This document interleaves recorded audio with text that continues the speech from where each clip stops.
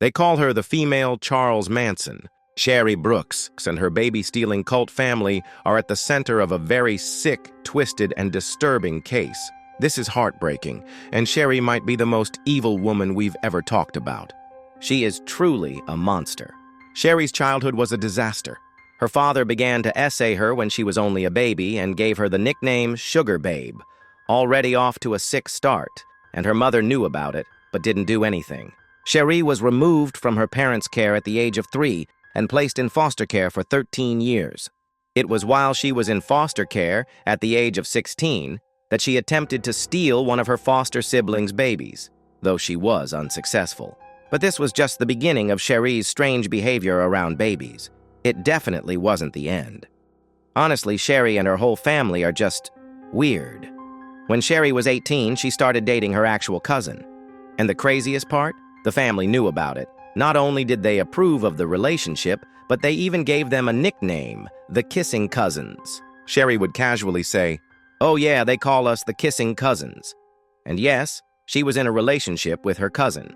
Sherry falls pregnant for the first time and gave birth to a son. But the cycle of abuse continued with Sherry, and she began to abuse her son, her infant son, just like her father had done to her. The authorities did find out about this. They took Sherry's son from her care, but they never gave her any jail time. She was never put on the offender list in this case. The system fails time and time again. Sherry then ditches her cousin.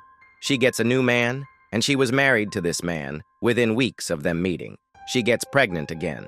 She has another son, and the home that she and her child are living in is disgusting. Her son is being abused and neglected. The child is removed from her custody again. Then, she gets pregnant for a third time, and the same thing happens just months after the baby is born. The child is taken away from Sherry's custody, but Sherry gets pregnant again for the 4th time. This time, it's her first daughter. At first, it seemed like Sherry was trying to be a better mom, but that wasn't the case. The reason she was giving her daughter more attention was because she was also assaulting her infant daughter, and she didn't want anyone to find out, but they did. And this child was taken from her care as well. Then Sherry gets pregnant for a 5th time. It's another girl. That makes it 5 pregnancies in 6 years. She's only 24 years old, by the way. And again, the same thing happens. Within 6 months of this baby being born, she was also stripped of custody of her child. Sherry had a really disturbing obsession with girls and with having daughters. So after both of her daughters were taken from her, Sherry decides she'll just kidnap a daughter instead. Her neighbor had just given birth to a little baby girl named Vera. Sherry began to become obsessed with Vera. She basically convinces herself that Vera is her daughter. She starts hanging around the family constantly and even tries to kidnap Vera, but thankfully she's unsuccessful. Still, remember Vera. Remember this child, because she will be very important in today's case. Sherry finds a new man. She has 4 more children with him. All of them were sons. So at this point, she has had 9 children, 5 of which were taken out of her custody for abuse and neglect, and at least 2 of those we know for 100% certainty was SA, and then she has 4 more children, and she's just able to keep them in her custody. And this is where Sherry Brooks's cult family begins. As her sons grew into teenagers, Sherry began to allow even more people to live with her in the home, and Sherry had complete control over all of these people. She was able to pressure anyone in her world to do exactly what she wanted, despite being disgusting and evil and a monster. She was quite manipulative and charming. They call us the Kissing Cousins. Sherry still had this obsession with wanting a daughter, having a baby girl. So she began to force her teenage sons to get her a baby, and she did this by forcing her teenage sons, who are between the ages of 13 and 16 years old, to pretty much just sleep with teenage girls to get them pregnant.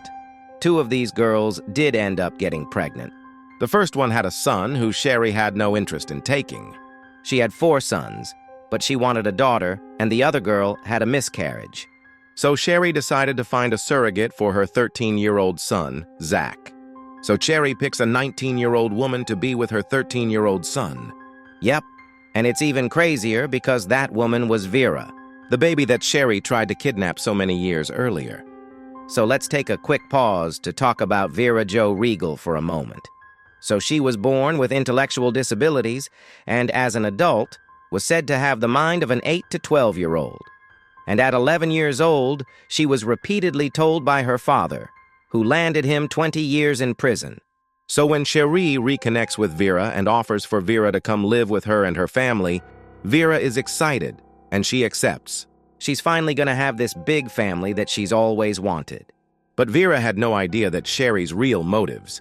It was for Vera to be with Cherie's adolescent son and get pregnant with a baby that Cherie was planning on stealing. So Vera moves in with the family. She's been there for a couple of years. And then, when Zachary is 16 and Vera is 22, Cherie forces the two of them to sleep together, which results in a pregnancy with a baby girl. At first, Cherie treated Vera very, very well up until Vera gave birth.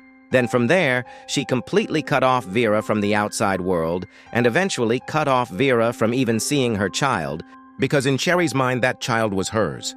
And this is so messed up. When she was 11 years old, Cherie named Vera's daughter after the man who had abused Vera, just to psychologically torture her. And then, the torture became physical. I'm not even kidding. If you can think of the worst things you could possibly do to a person, it was probably happening to Vera. At this point, Cherie had about a dozen people living in her house. She had complete control over all of them, and all of them were encouraged to take part in the torture, the beatings, and the sexual abuse of Vera every single day. Authorities were made aware of the terrible things happening inside this house of horrors. They knew that a mentally disabled adult was being abused, and that a baby was being raised in these horrific, disgusting conditions, and nothing was done. Vera was also being starved. I mean, seriously starved. She was barely getting any food at all. One day, she ate something she wasn't supposed to. And that's when Cherie made her decision. Vera had to die. Cherie ordered 2 people in her house to do it, 21-year-old Danny and his 17-year-old girlfriend, Nicole. And disturbingly, they were eager, because they were just as sick, twisted, and evil as she was. On March 26, 2011, Danny and Nicole lured Vera out of the house. It was the first time she had left in years. They led her to a nearby train track where they brutally attacked her with sharp objects, and then just left her there. Eventually, a train came. The conductor saw the body and immediately called the police. When officers arrived, they recognized Vera instantly. They already knew she was living with Cherie Brooks. They'd been to that house many times before. At first, Cherie played dumb, but not for long. Danny and Nicole confessed. They told police that Cherie was the one who ordered them to kill Vera. Danny was sentenced to 40 years to life in prison.